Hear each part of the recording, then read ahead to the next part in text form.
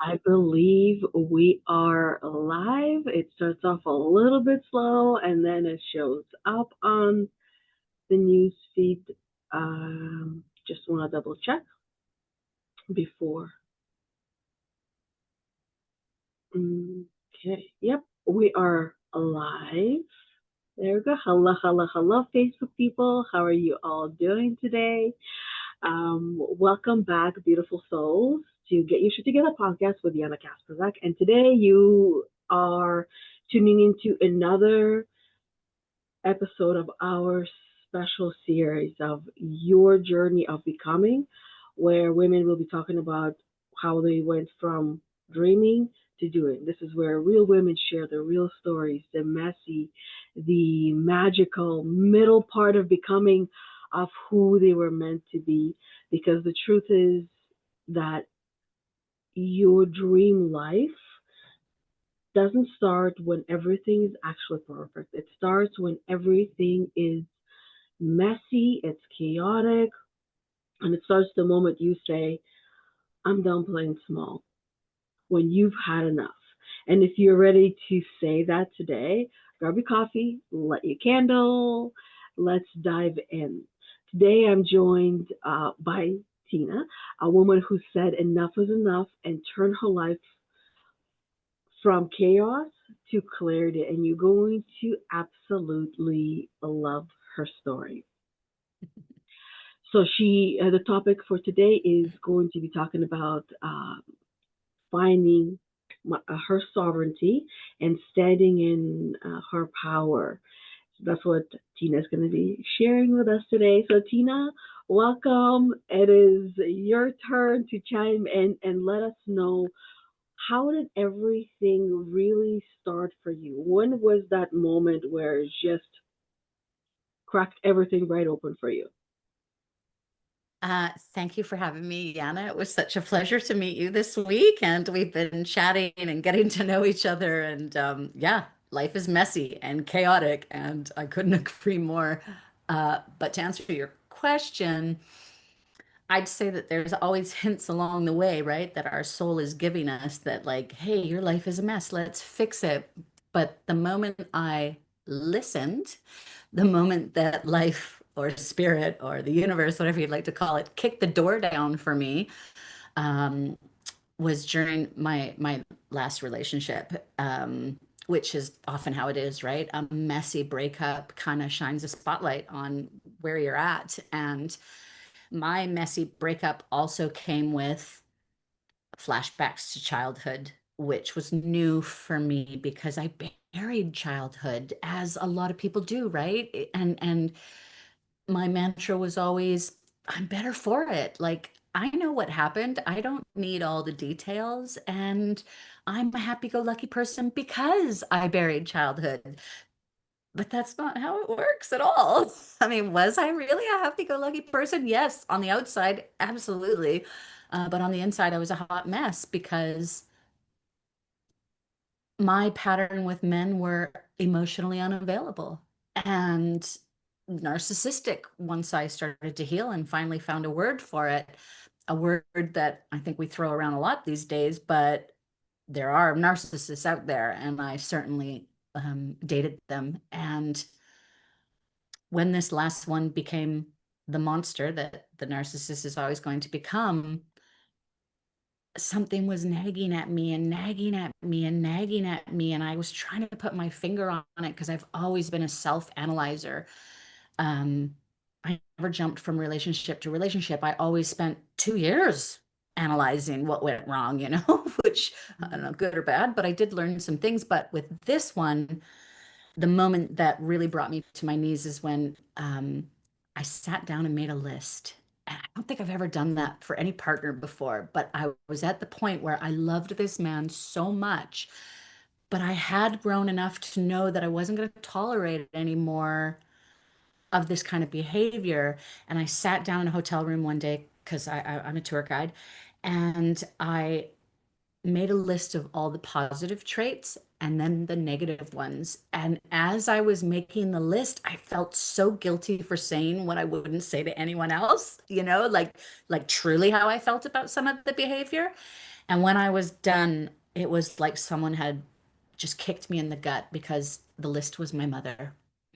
And I just went, oh my God, you're bipolar like my mother. And that brought me to my knees, that I could be fooled by something I was so familiar with.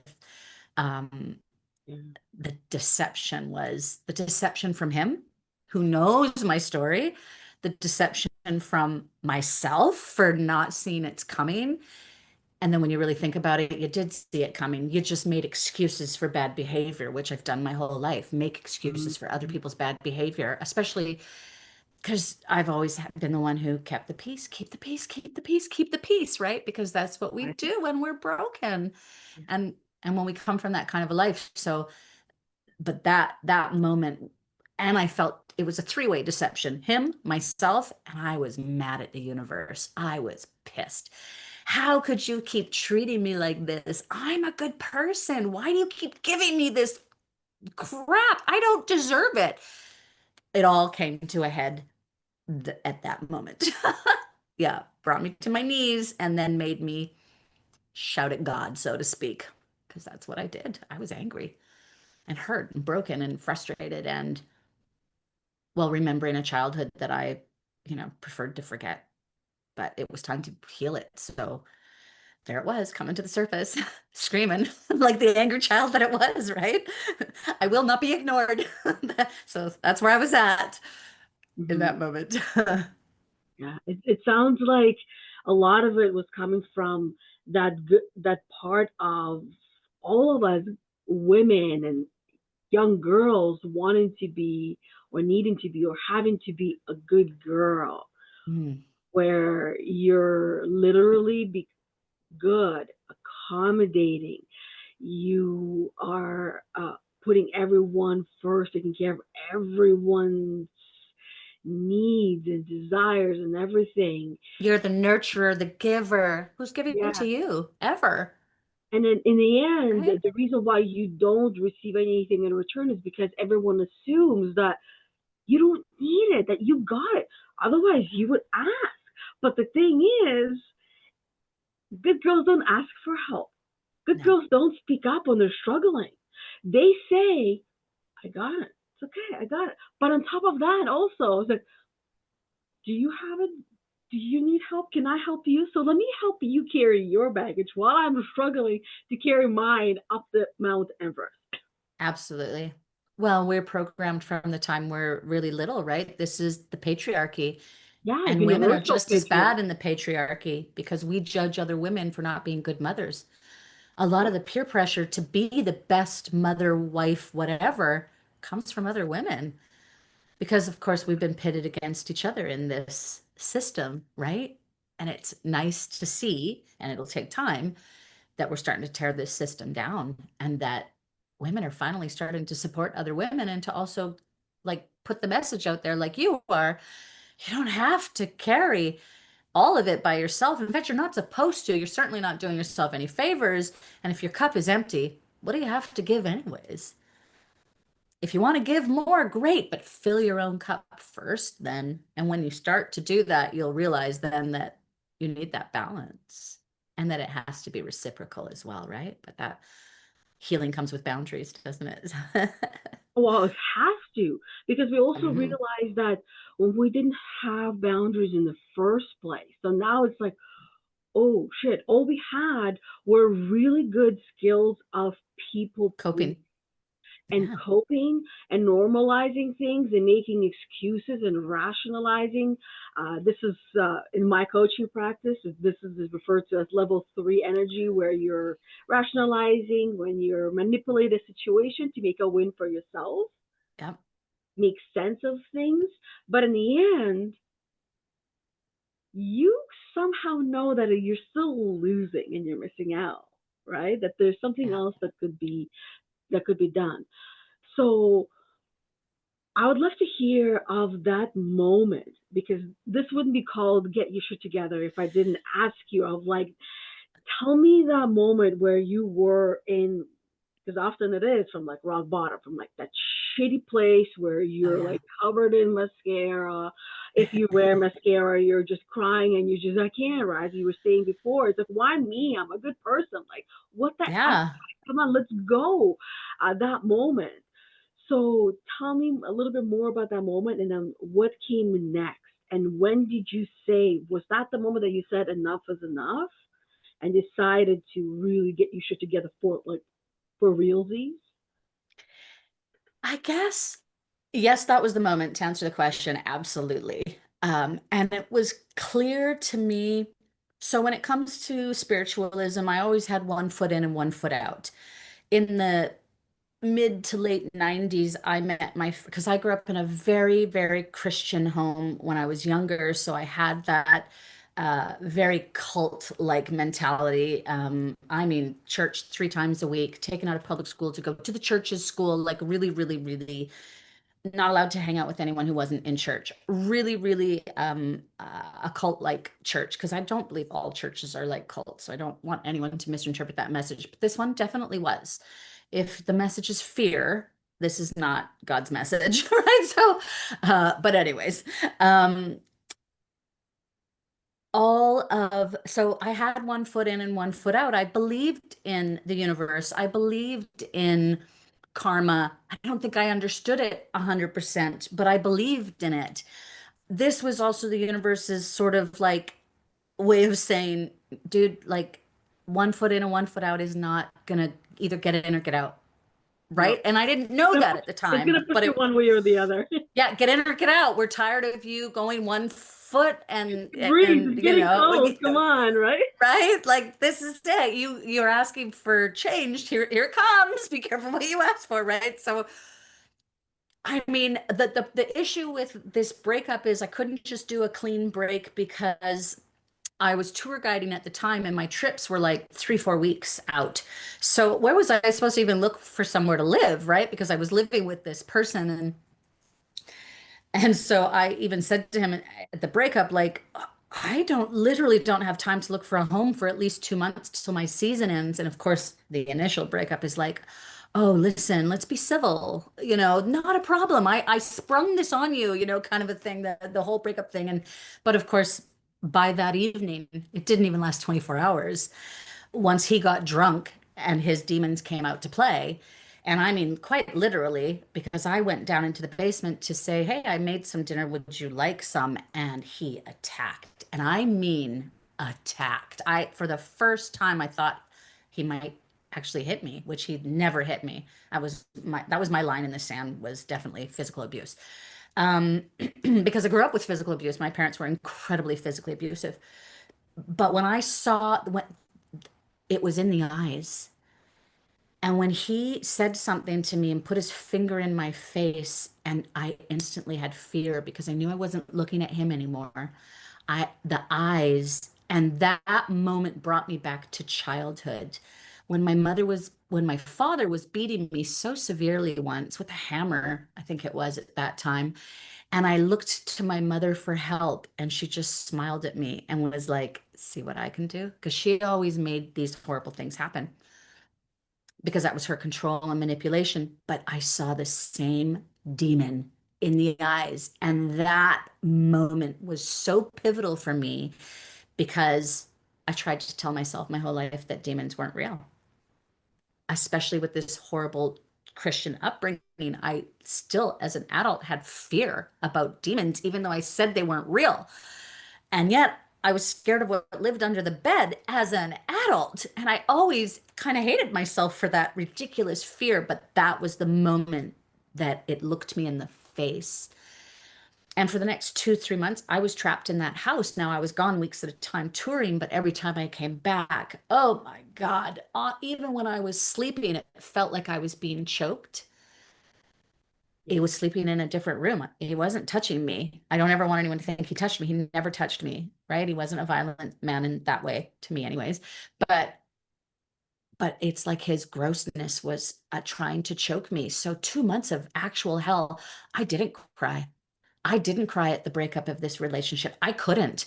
I actually shut down completely because I knew once I let the waterwork started that they wouldn't stop because I know myself. So I just did my other thing that my inner child does, and that is shut down, protect, put the outer shell. And I just, which made him crazy because, of course, every time I was home, he would try to torture me, and I just didn't bite. I also know the manipulation. Once I understood what I was dealing with, I know how the manipulation goes. So I wouldn't bite, I wouldn't give that. So at any rate, when I finally left the house and found my own apartment, I was able to then, first of all, cry and mourn because even though I didn't want him back, it still hurt. I loved this man. I thought he was the one. I really actually would have married that one. And I never wanted marriage in my life. So that's a big statement for me. So I sought spiritual help. I knew that I needed help. I knew I had a pattern because he was my third major partner.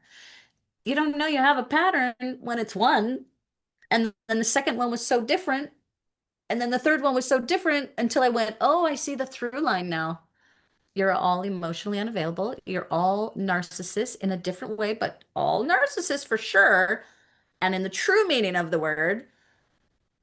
And that's when I finally went, it was the pivotal question where I stopped saying, what the hell is wrong with all the men out there? And I finally went, what is wrong with me that all I attract is this kind of man?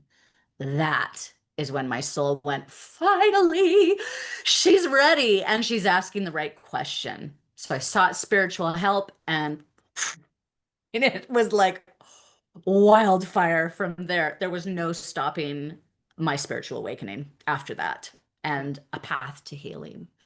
And I don't regret it because now I'm here and oh my God, I don't have this pattern anymore. I have inner peace and I have joy and I love myself. And I definitely could never say that before. I love who I am.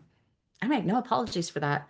And my boundaries, as we talked about, sister, are so rocks. They were tested several times in the last couple weeks. They are rock solid. I'm actually really proud of that too. It's easy to say you have boundaries when they get tested. That's when you know if they're really there, right? Exactly. That's the word. It's like easy to say you have inner peace unless it gets tested. And then what do you do with that inner peace? Right? Where did it go? Because we forget. It's not that we don't know, because we know. It's that we forget. Mm. And my favorite quote was, how many times do we need to forget until we finally remember? And it's because we do forget so many things over and over and over again. It's like we would forget our name if we could, right? Until it was repeated to us, and then we finally remembered. Is that we forget that that inner peace is our responsibility. And Hmm. if we are, if our peace is challenged and we feel that inside, which means we feel anything else other than peace, simply put, that means go and do something about it. Lean That's into right. that particular challenge. But that is not the conditioning of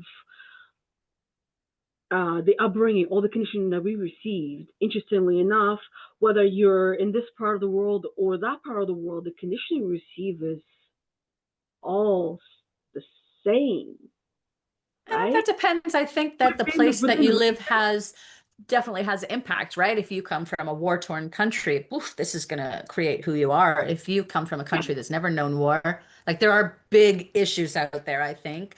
You come from a Muslim country as a woman, your life is going to be different than it was here raised in the West. yeah. But But at the family units are core, family units, right? Like yeah, you're but at the core, you saying. want to be a good girl, right? That's where Yes, a good girl absolutely. conditioning, a programming, a good boy conditioning programming at the core, it's going to be the same, but how it's expressed is going to be different. That's why you had three Hmm. relationships express themselves differently, but at the core, the same conditioning, the same block, right? The same constipation, Absolutely.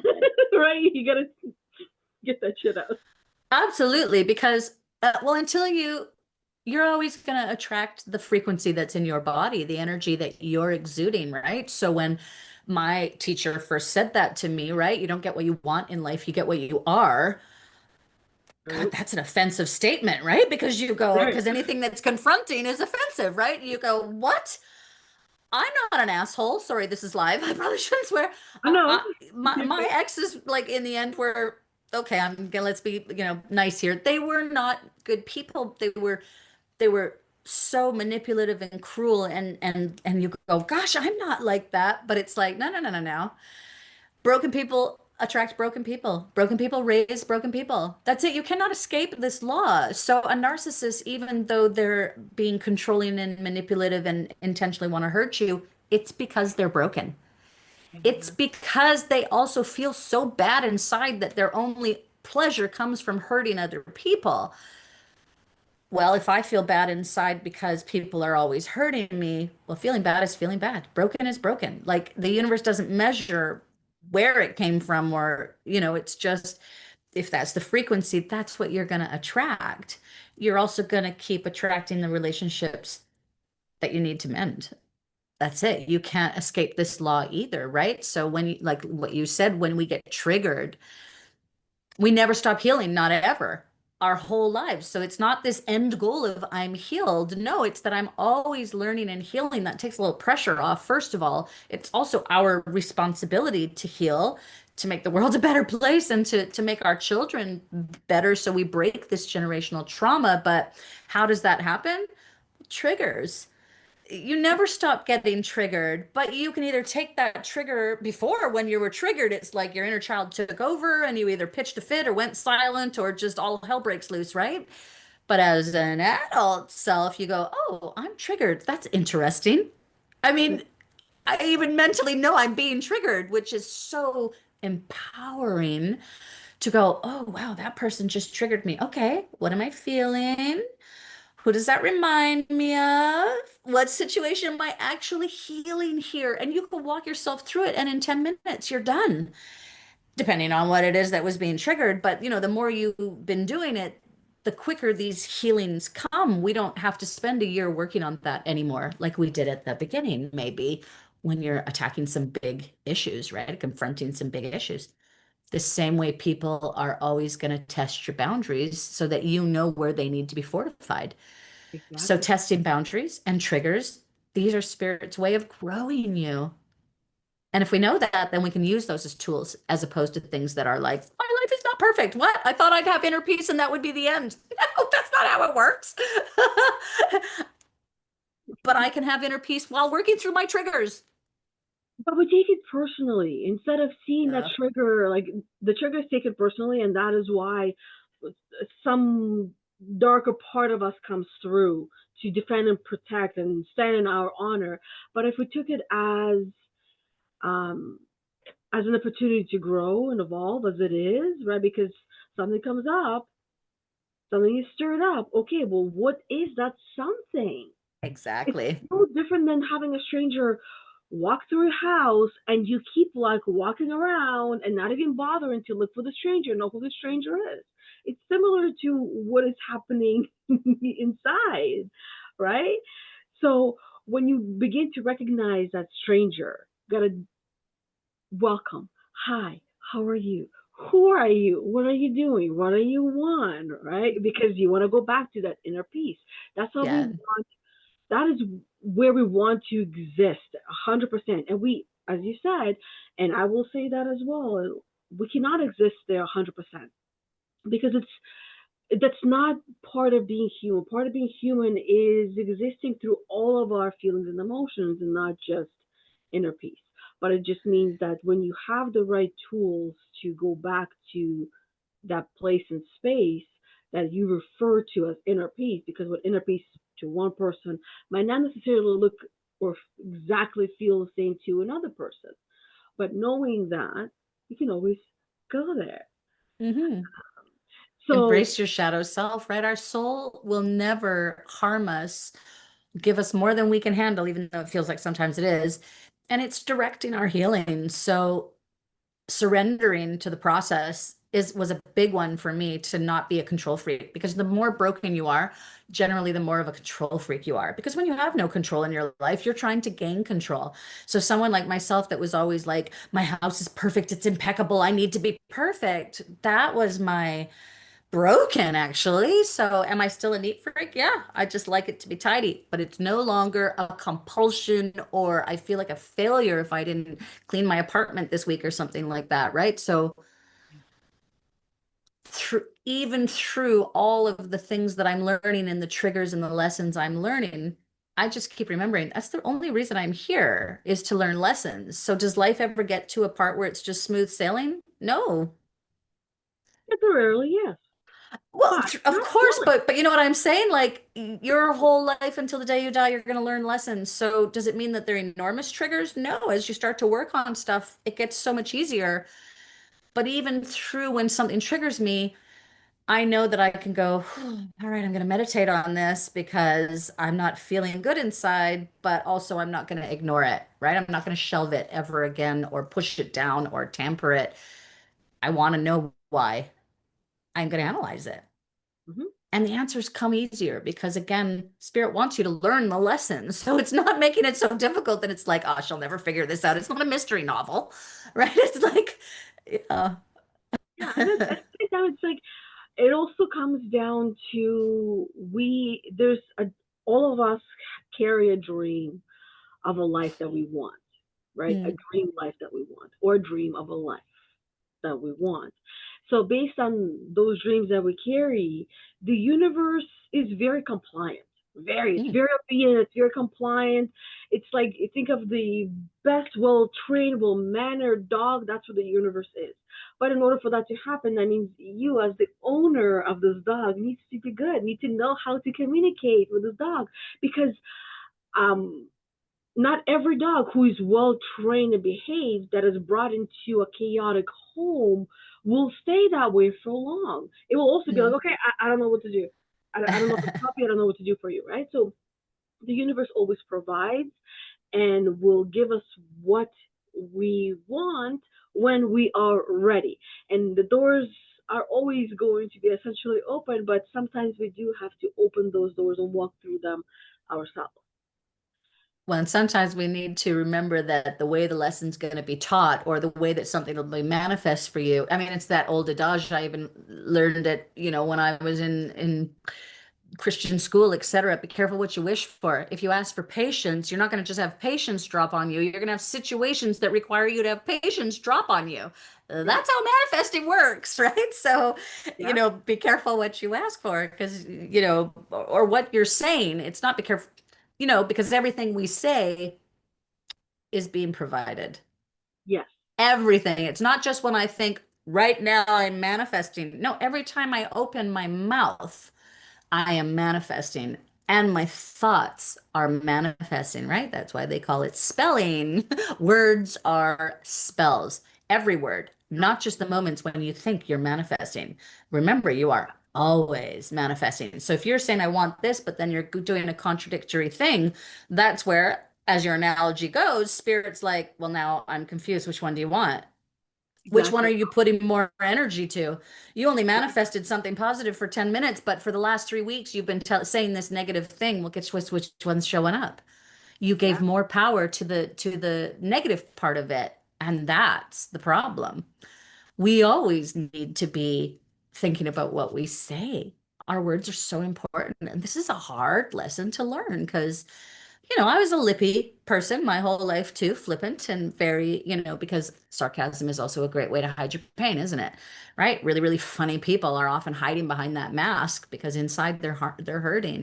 But everything you say, even when you're saying something negative about another person, that's coming back to you tenfold. It's yeah. not only affecting the other person, it's affecting you too because it's clearly what you think about yourself. That's how your soul interprets it. Hmm. So everything we say matters. Yeah. And It's, that's something we have to learn, right? To learn to change the way we talk, the way we think. And, you know, we're not perfect. Sometimes something pops out of my mouth and I go, oh, that wasn't very nice. But now I've learned as well to kind of go delete, delete, delete. And now I'm going to put a compliment there, right? We can yeah, do that. We can delete what we just said. yeah. And Or that's even powerful too. pull back and not say something because Filter. I know, right? Like, not everything that we think about needs to be said. And then at the same time, for some women, maybe you got to speak up a bit more, because quite a few good girls I know, especially in my Unleash to Your Core community, there's some women that don't speak up. They want to, but they don't even know how, Yeah. and because it's learned.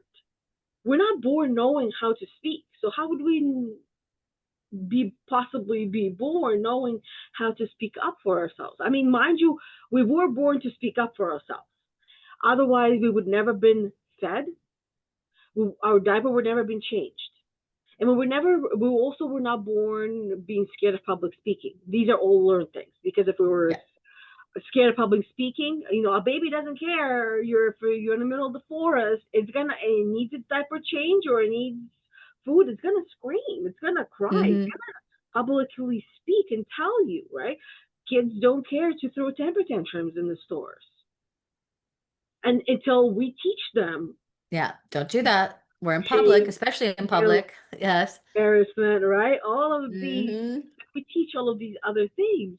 Otherwise, we're all good, right? We're all like, we love ourselves, we know ourselves, and then we go through that part of waking up to the program that we were being programmed while we were loving ourselves, right? For the first Hmm. 7 years Taught of not to love ourselves, taught that how that's not to. wrong. Yeah. But then now, and this is, I see it as a great part, because if you were born only loving yourself and not knowing how not to love yourself, and not knowing what it's like not to love yourself, then you wouldn't experience the yin and the yang. So it's important to experience the both, to now, heal from the first part of your life, type of a thing, right?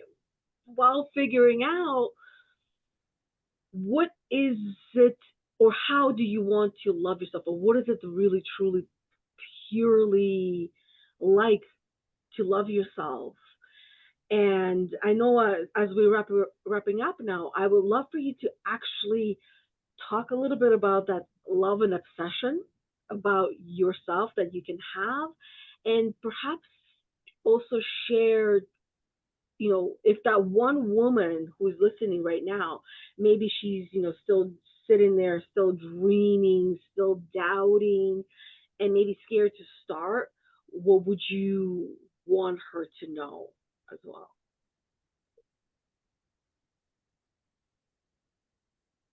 I think, well, as we've already said, when it comes to women, we're so programmed to put ourselves last that it takes a minute to deprogram that. But if your goal in life is to be so good to your family, then again, let's bring you right back to you can't feed someone from an empty cup. So put yourself first. And if this is even the mind manipulation you have to do to yourself to put yourself on this path and not feel selfish, then start there. We can't get from A to Z without going through the entire alphabet. So when I created my workbook on how to walk through your childhood trauma and heal it, because I had to figure it out on my own, um, one of the things that I kind of put into the book was build a bridge. Don't make the end goal so overwhelming that you won't start, because it does feel overwhelming. All you have to do is take the first step. And in fact, as soon as you're willing to heal, your soul's going to take over and you're not going to have a choice, because it's going to guide you. And now it's going to make your life a living hell if you don't start following what it wants you to do, because it has your best interest in mind. The minute I said, oh my God, what is wrong with me? Instead of what is wrong with everybody else out there, my soul went, oh, finally. And it led me to the right healer who gave me the right words that I needed to heal. And she didn't sugarcoat it. I mean, she wasn't hard on me either, but she also didn't sugarcoat it. Mm-hmm. Learning generational trauma was a big one for me for forgiveness, but also understanding that I was actually choosing how my life was going. It made me upset, but then it empowered me because it meant from this point forward now, I can't blame anyone else for what's going on in my life. I have the power to change. So my message to you is if you're always putting yourself last, if you're always waiting for the other shoe to drop, if you are making excuses for other people's bad behavior, you don't love yourself. And I'm sorry if that's a hard message, but you are not putting yourself first. And the first deprogramming for women, especially, is putting yourself first is not selfish. It's actually self love. So, how do we get to self love? Redefine what self love is, not the BS that we've been taught, Yeah, the but brainwash. what self love, yeah, what self love actually is putting myself first. Not becoming a narcissist and only thinking about myself. That is the other end of the spectrum. But putting yourself first gives you the power and the strength to be able to give so much more to others in the first place. So it's not selfish, it's self love. So if that is what you need to write on your mirror, self love is not selfish. Read that to yourself. So I would take lipstick and I would write it because I stopped wearing lipstick years ago and I have all these old lipsticks. So I thought I'll use them for something. And to reprogram how I thought about myself, I had sticky notes all over my house. Every time I'd look in the mirror and say something negative, I had a really strong "you're fat" programming from my mother. Every day of my life, she told me I was fat. Every time I looked in the mirror and thought, oh, you look fat, I'd go delete, delete, delete. You look amazing in that outfit. Did I believe it at first? Absolutely not. But I would say it. And eventually I started to believe it.